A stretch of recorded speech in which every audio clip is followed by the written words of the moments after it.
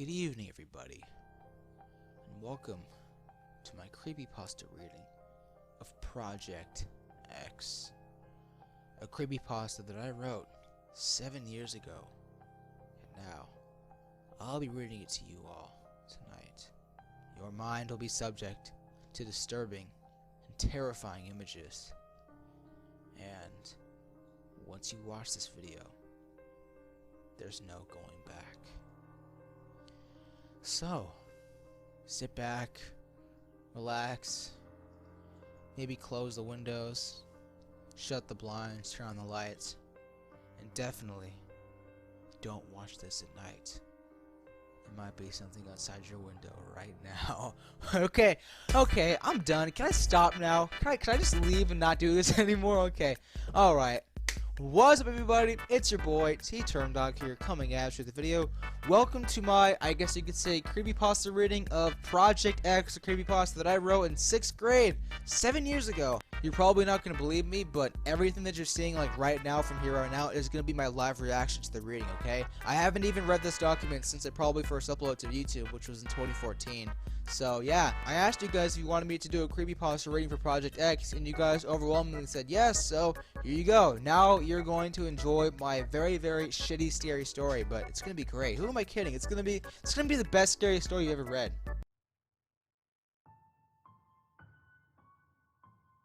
There are a lot of versions of the story.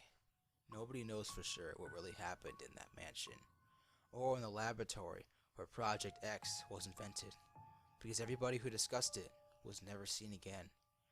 95% of what people say is based off of rumors and myths. But I know, because I was the only one who made it out alive. This was when I was working in the United States Science Facility, the USSF. A lot of people might say the USSF harbors aliens and stuff like that. While some speculation is probably true, there are some things about the USSF that have some paranormal things in it. Some things that I have seen while in that facility are things that have mentally scarred me for the rest of my life. Images that I could never forget. But there is one thing that I can tell you that the government hasn't declared illegal to mention yet. So go ahead, sit down, relax, have some popcorn, and pay close attention to the story that I'm about to tell you, because I will not tell it twice. I am worried that if the government sees that I am revealing this to the public, I am a dead man. But either way, I will die in the next few days, but I wish to reveal this before I pass away. It all started in a lab in the United States Science Facility, the USSF. In case you don't know where the USSF is, it is off the coast of New York. Scientists and I were trying to see if it was truly possible to create something that can literally create a copy of someone, a human clone.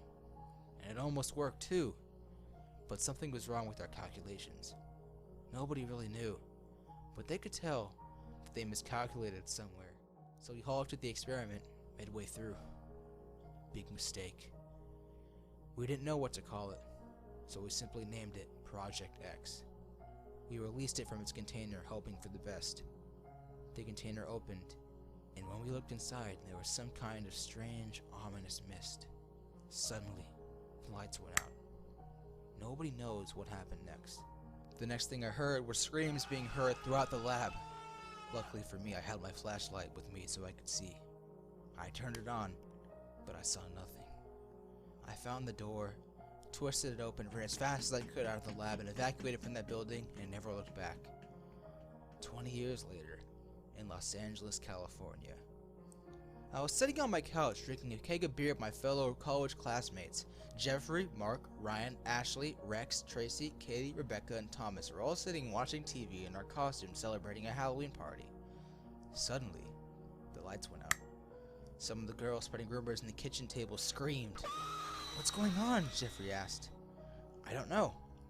Maybe a power outage," I replied. "Well, go and fix it! Fix it!" Rex shouted. "You think I know how to deal with that stuff? I'm sure some cords got tangled up somewhere." Ryan and Mark looked out the window to see the streetlights on, as well as every house around me. "Nope, it's only our house," Rex said. "Maybe we can pass the time by telling scary stories," Mark shouted. "I got one," and I guarantee you will all wet your pants and not sleep for the next week because this is a true story. I laughed. Ha ha ha. Just thinking about that thing gives me a shiver up my spine. What is that thing called? Ashley asked. Nobody knows.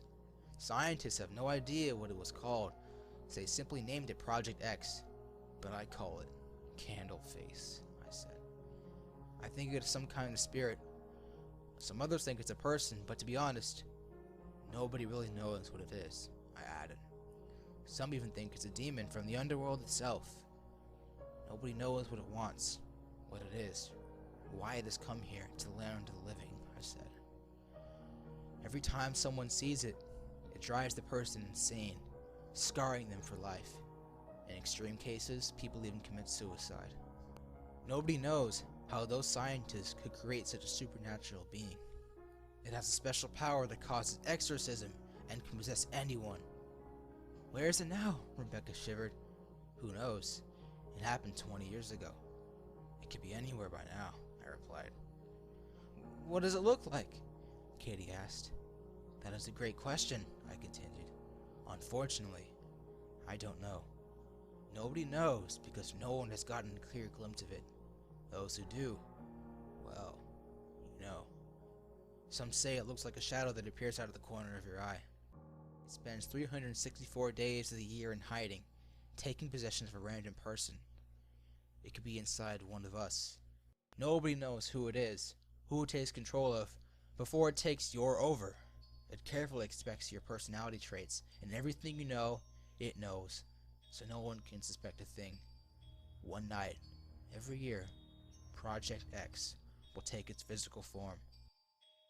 Some say he has red, bloodshot eyes with a pale face, sharp teeth, and tattered white clothing. His arms come down to his knees. You rarely see it to begin with, but it is even more unlikely for you to see its face because its hair comes down to its shoulders. Just thought of that. It could be any of us. Hey, look at the clock!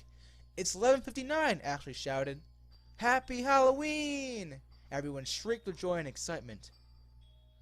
Suddenly, the lights turned back on, but as soon as they turned on, they turned back off. The lights flickered on and off, and nobody was touching the light switch.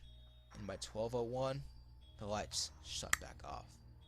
Everyone was hearing a loud breathing noise, as if someone was hyperventilating, except that it was very slow and steady.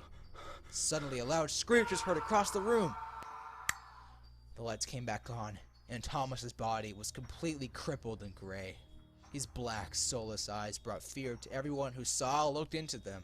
Suddenly, Ashley's eyes were glowing hot red. Her face began to turn pale, and she began to morph into a supernatural being, just like I had explained. Suddenly, screams were being heard throughout the house, left and right, coming all over the place. After about a minute or so, the screams stopped, and the lights turned back on. All I saw was Ashley staring at me from about 5 to 7 feet away. Her eyes weren't red, but where was something wrong with her? I could tell because of the way she looked at me.